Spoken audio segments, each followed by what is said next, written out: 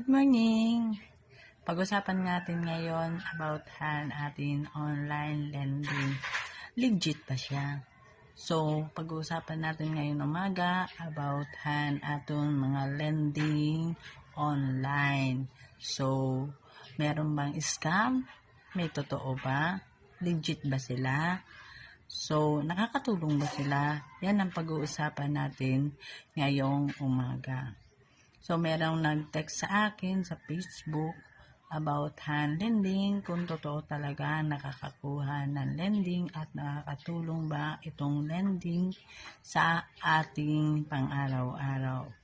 So, lalo na ang mga nag-emergency sa mga bahay or sa kung saan na nag-online lending. So, tara, pag-usapan natin. Watch. Papakita po ko sa inyo ng mga online lending na ewan ko kung pwedeng tapuran. Pwedeng siyang mahiraman, dali-dali, at saka kung legit ba. So, meron din ako na nagkaroon ako ng experience about hand lending, kaya i-share ko sa inyo.